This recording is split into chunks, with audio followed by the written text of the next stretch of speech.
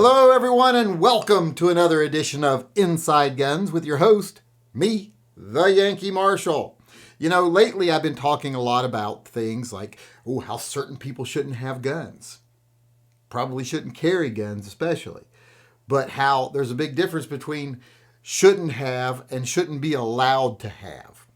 And how I don't believe the government should get to step in and prevent people from having guns. If you are a free person in society who has paid your debt, even if you're a felon, you should be allowed to exercise all your rights. Voting, owning firearms, etc. If you are not a danger to society, you should be able to have those things. If you are a danger to society, you should be locked up. So some people have come to me now and said, well, that's well and good when you're dealing with felons and everyday people, but how do you prevent people that are old, senile, maybe have been adjudicated as incapable, people that are mentally challenged, have a disability, or just people that are fucking mental defects? You know, there are people out there that are just damn defective. They don't have, a condition or a syndrome or anything. They're just dicks and assholes or as dumb as fucking rocks.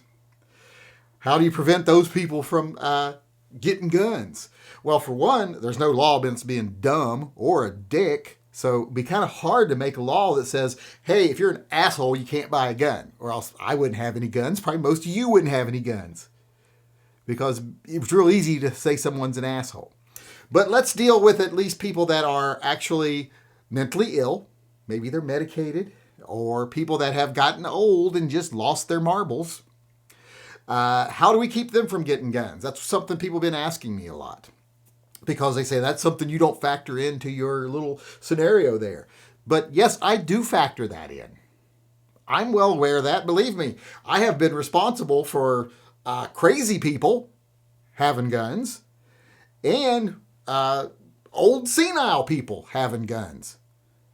My mom's not only senile, she's also mean as shit. But she's got a gun. And my sister, like I said, who I showed you earlier, is crazier. And she's got a gun. They ain't done nothing wrong with them just because they're mean and crazy and, in one case, senile. Or at least what I would consider senile. She's always been little, so it's hard to tell. But the thing about it is, like I said, I'm very aware of it. Like I said, I have contributed to it. And the reason I don't say, we have to have a way to keep them from getting guns is because I don't think it's a problem. Here's the reality. How many people that are so bad off that they've been mentally adjudicated by a court are out buying guns? Or even able to complete the task of going to a gun shop and filling out the paperwork and buying a gun? Or has access to their own funds? See, that's the thing. When someone gets adjudicated or someone is senile or whatever to where they can't handle their own business anymore, you don't let them just run around with free access to their money. You don't do that at all. So if they wanted to go to a gun shop and buy a gun, they're going to have someone pay for it. Or you at least sign off on them buying it. And that is your responsibility as their caretaker. You are given the responsibility of being their guardian. When you have someone adjudicated, those responsibilities fall on you. It's like they're your child now. So the system we have in place to prevent them from running out and buying guns and doing crazy stuff with it is you, the person who has them adjudicated. It's a family issue or close friend or whatever. And like I said, there's no real problem. The things that come along with adjudication, usually they're not physically capable of going to a gun shop and buying a gun. And in most of the other cases, even if they tried, they wouldn't have the financial means to complete the transaction. Even if they somehow kept it together long enough to make the transaction. I mean, and gun shops too also play a role in this because, believe me, they're not selling guns to people who walk in, with their underwear on the outside and a tinfoil hat on and an eye patch for some reason. Trust me, I know. So they have a responsibility too. There's a certain level there where they feel obligated and they don't sell to people when they're acting weird. I've been in many a shops where someone was just off.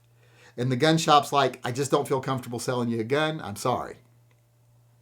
And that's something gun shops do. And that's one of the things that prevents a lot of the problems. gun laws, like let's just arbitrarily set a group of people that can't have a gun, that very seldomly stops anything.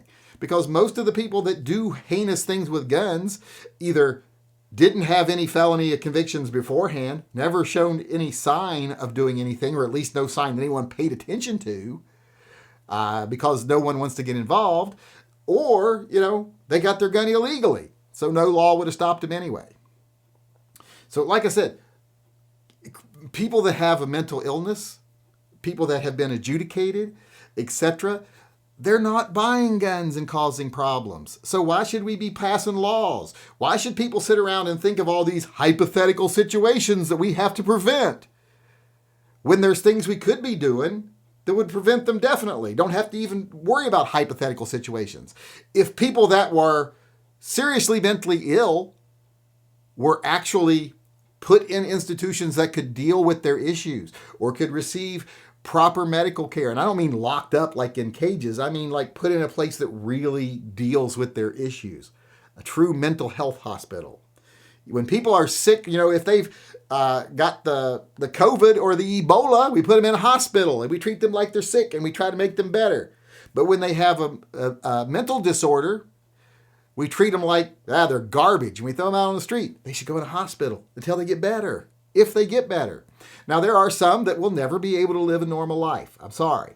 As a mental health professional, I can tell you I've always had a problem with pushing people back out onto the street that are so impaired, let's say, that the only thing standing between them and murdering the mailman because their dog told him he was a demon is, the fact that they take a pill every 6 hours. And if they miss one, they're going to lose it. That's not safe to be out in society. It's just not. And there are some people that are broken people. We see broken people all the time. We see monsters all the time. But we can't start trying to pre-police society. We could start dealing, like I said, with mental health, start providing more services for elderly people who need help, start allowing families to be more involved, encouraging families to be more involved. Here's the thing.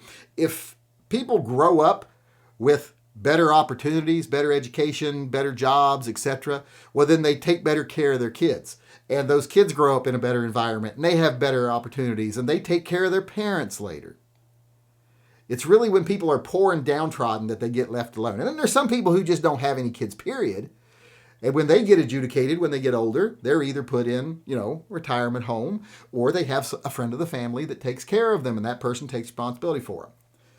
There's already things put in place to make sure they're not just running down and killing people, buying guns and killing people. There's no law needed to stop it because it isn't a problem. That's like saying, you know what? I'm afraid someone is going to make a catapult and start shooting cows at my barn or my Mustang. I'm afraid my neighbor's going to build a cow catapult and start shooting them at my Mustang. So I want to go down and make a law that says it's illegal to build cow catapults. That's a ridiculous to a far extreme situation. So there's no reason to have a law against it. And plus there's other laws that would already cover it. You can't destroy other people's property. You can't endanger other people's lives. You don't need that specific law. But for gun laws, for some reason, they want a specific law for every little thing. They want to eat away little bit, even though that thing isn't a problem. So the real problem, like I said, I have considered people that are mentally adjudicated, people that are mentally challenged, and people that are just assholes, but they're not enough of a problem. In fact, in our country, your chances of getting shot if you're not in a gang or you don't have a bad relationship with someone who is not quite right, pretty slim. You're usually shot by someone you know or someone in a rival gang. That's just the reality of it. Now, they love to portray those things as everyday deaths, even inside the gun community. People love to portray like it's, oh my God, you're going to get shot at any moment. And I think it's one of the worst things you can do for the gun community.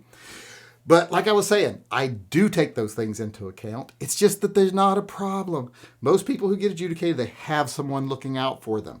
They have no access to their money. The people that are mentally ill, they probably don't have a lot of access to money anyway if they can't function and keep a job. And if they can, well, then they're probably not a problem. Just because someone has Down syndrome doesn't mean they're evil. Does someone who's got high functioning autism, should they not be allowed to buy a gun? No, they should be allowed to. If it becomes a problem, then it's a problem. And people around them, people in their lives, people who are their parents, people who are their caregivers, guardians, if they took more of a role in people's lives, which they tend to do anyway, it wouldn't be a problem, which is why it's not a problem. So we don't need laws that say people like that can't have guns either. So don't think I didn't take it into account. I just did. I'm a firm believer that something has to be a clear and present danger and not covered by other things to start denying people their rights for arbitrary reasons. Because when you say, oh yeah, people with severe autism can't have a gun, or people that are old and senile can't have a gun, well, what do you start saying next? Well, people over 65 probably shouldn't have guns. Or people that are on the spectrum at all shouldn't have guns. Or if you're prescribed a medication for a mental health disorder, you shouldn't have guns.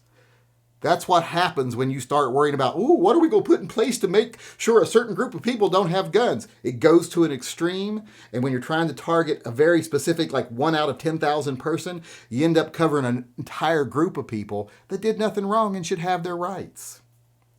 So no, I don't support any type of laws that would prevent someone from buying a gun if they are not incarcerated or put in a mental hospital. And like I said, if they're adjudicated, that's the job of their caretaker. And like I always said, there's also that last line of defense.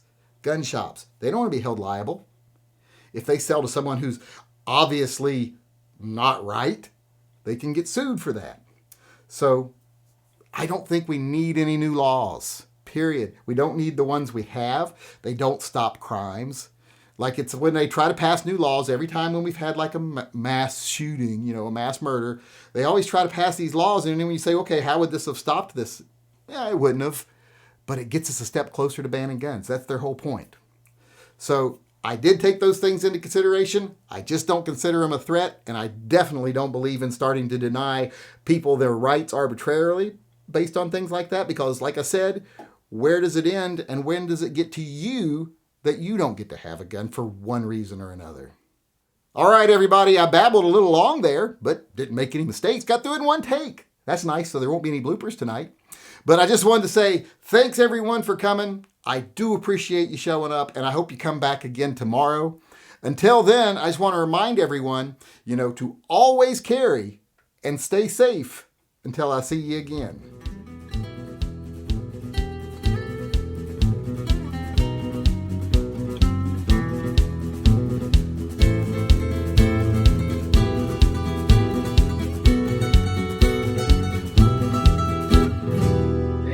I am a grown-ass man.